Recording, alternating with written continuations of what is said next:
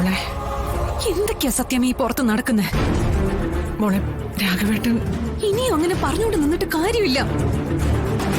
കുറച്ചു കഴിഞ്ഞ ഇവിടെ നടക്കുന്നത് കല്യാണം തന്നെയാ. പുറത്ത് ഞാൻ കണിയാനുള്ള പൂമാല വരെ പൂജിച്ചോണ്ടിരിക്കുക.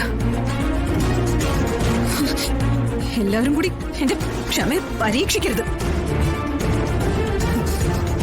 ദേ, എന്റെ കഴുത്തിൽ ഈ കിടക്കുന്നതേ എന്റെ വിഷ്ണുവേട്ടൻ കെട്ടിയ താലിയാ. അതിന് ഞാനൊരു മഹത്വം കൽപ്പിക്കുന്നുണ്ട്. അതിനെന്തെങ്കിലും രീതിയിൽ ഒരു കുറവ് വന്ന ഞാൻ സ്വയം ജീവനെടുക്കും. അയ്യോ മോളെ, കാരണം ഞാൻ അത്രയധികം വിശ്വാസത്തോടും ബഹുമാനത്തോടും നീതി പോലെ സൂക്ഷിക്കുന്നതാ ഞങ്ങളുടെ ബന്ധം. അതിലൊരു വിള്ളലുണ്ടാക്കാൻ ഞാൻ സമ്മതിക്കില്ല. അതിപ്പോ എന്ത് അസുഖത്തിന്റെ പേരിലാണെങ്കിലും എനിക്കത് അംഗീകരിച്ചു തരാൻ പറ്റില്ല. മോളെ, നമുക്ക് എന്തെങ്കിലും ഒരു വഴി കാണാം. ഞാൻ ശിവനുമായിട്ടൊന്ന് സംസാരിക്കട്ടെ. സംസാരിച്ചിട്ട് എന്ത് കാര്യം? എന്നെ പോലെ തന്നെ അയാളുടെ അവസ്ഥയും.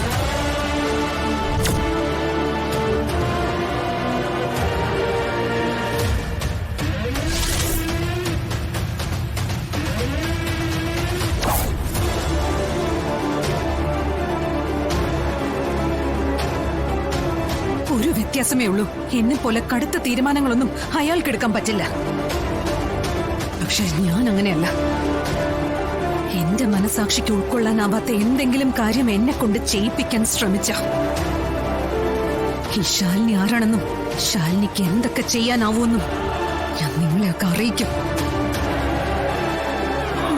ഈശ്വര, രാഘവേട്ടന്റെ ഈ തീരുമാനം ഈ കുടുംബത്തെ തകർക്കുമല്ലോ.